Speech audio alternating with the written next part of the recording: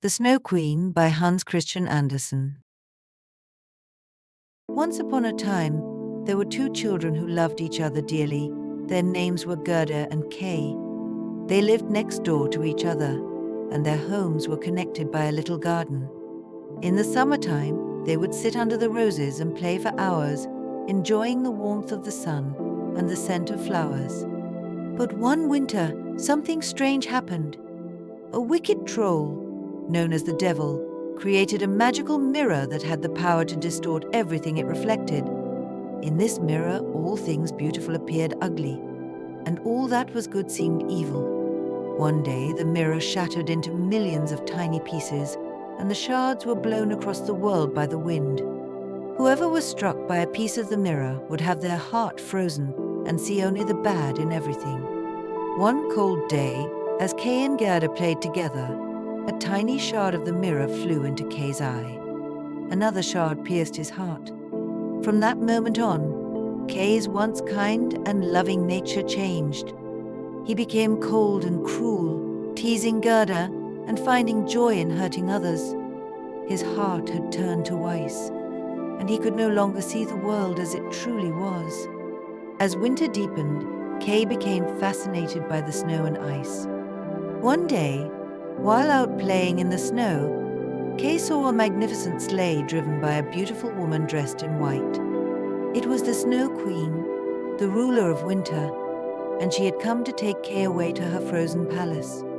Enchanted by her beauty and the allure of the snow, Kay climbed into her sleigh, and together they rode far, far away, leaving Gerda behind. Gerda was heartbroken. She searched for Kay everywhere, but no one knew where he had gone. Determined to find her friend, she set out on a long journey, despite the cold and the dangers she would face. As Gerda traveled, she met many kind and magical creatures who helped her along the way. First, she visited an old sorceress who tried to keep Gerda in her garden of eternal summer. But when Gerda remembered her mission to find Kay, she escaped and continued her journey. Next, she met a friendly crow who told her that Kay might be living in a nearby palace with a beautiful princess. Gerda hurried to the palace, but when she arrived, she found that the boy living there was not Kay. Disappointed but undeterred, Gerda continued her journey north, following the cold winds that she believed would lead her to Kay. Along the way, she was captured by a band of robbers. The leader of the robbers had a wild daughter who took a liking to Gerda. The girl gave Gerda a reindeer named Bay to help her on her journey to the Snow Queen's palace in the far north. The reindeer carried Gerda across the frozen wilderness until they finally reached the palace of the Snow Queen. Inside, everything was made of ice, the walls, the floors, even the Snow Queen's throne. And there, sitting on the frozen floor, was Kay. His heart had been turned to ice, and he sat still and silent, unaware of Gerda's presence. Gerda ran to Kay and embraced him, weeping for her lost friend. Her warm tears fell onto his chest and melted the shard of the magic mirror that had pierced his heart. As the ice around his heart melted, the shard in his eye was washed away as well. Kay blinked, and suddenly he could see clearly again.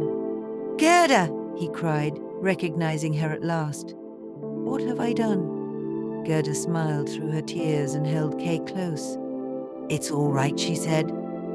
"I found you, and we're going home." Together, Gerda and Kay left the Snow Queen's palace and journeyed back to their village. As they walked, the snow melted, the flowers bloomed, and the birds sang once more. The two friends returned to their garden, where the roses bloomed as brightly as ever. And from that day forward, Kay and Gerda never let anything come between their friendship again. The Snow Queen was never seen or heard from again, and the magic of the wicked mirror was broken forever.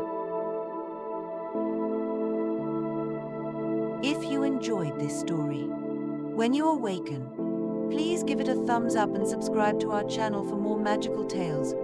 Don't forget to hit the notification bell so you never miss an adventure. Sweet dreams, and see you in the next story.